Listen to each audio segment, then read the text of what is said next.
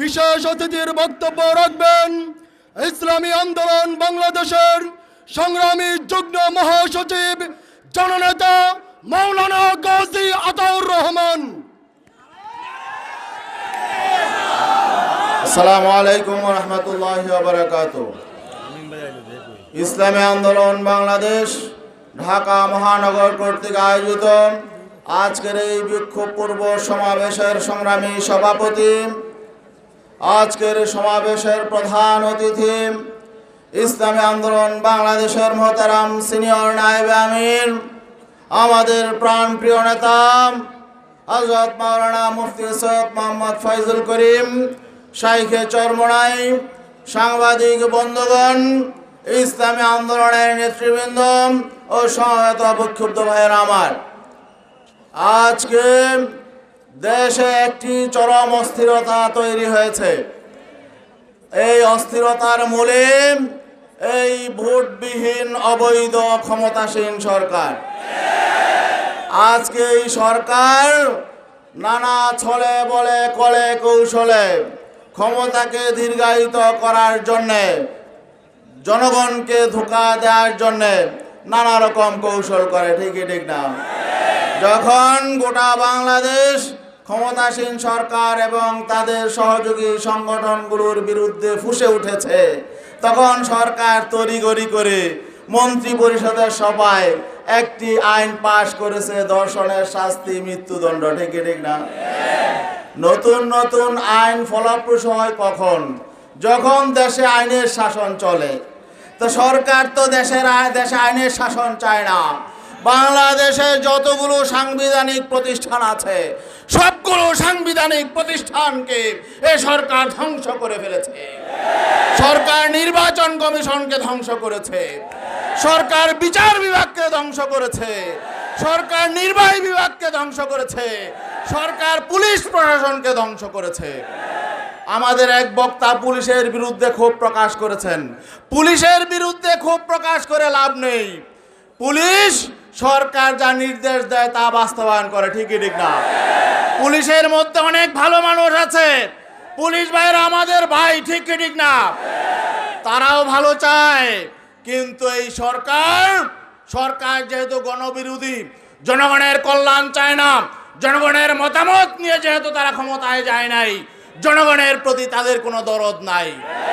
জনগণ ধর্ষিত হোক, জনগণ খুন হোক, আর জনগণ লুণ্ঠিত হোক, অপমানিত হোক, বেইজ্জতি হোক, এতে করে তাদের কোনো আসে যায় না, ঠিকই ঠিক না?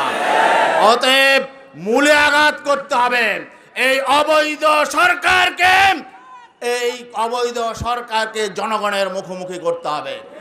আমরা জানি 9 বছরের স্বৈরাচারী সরকার এরশাদকে এক সময় দেশের মানুষ বলতো বিশ্ব বেহায়া, ঠিকই ঠিক না? এখন বর্তমান ক্ষমতাসীন আওয়ামী লীগ সরকার বিশ্ব বেহায়ার থেকে আগে আছে না পিছনে আছে? এরা বিশ্ব বেহায়ার খেতাব আগেই অর্জন করেছে।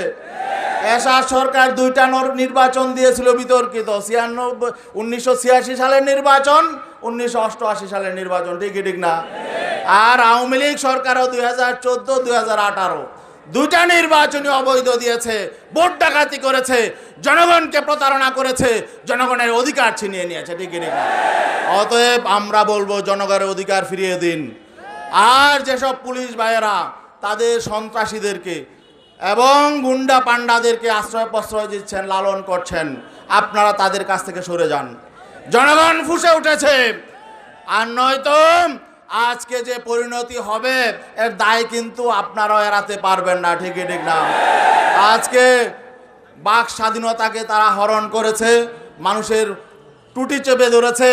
আর এই সপ্তাহে গত শনিবার আমাদের একটি নিরীহ কর্মসূচি ছিল মাগুরা জেলায় মানববন্ধন ছিল এই সরকারের বাহিনীর, তাদের সন্ত্রাসীদের, তাদের সহযোগী সংগঠনগুলোর দর্শন নির্যাতনের প্রতিবাদে।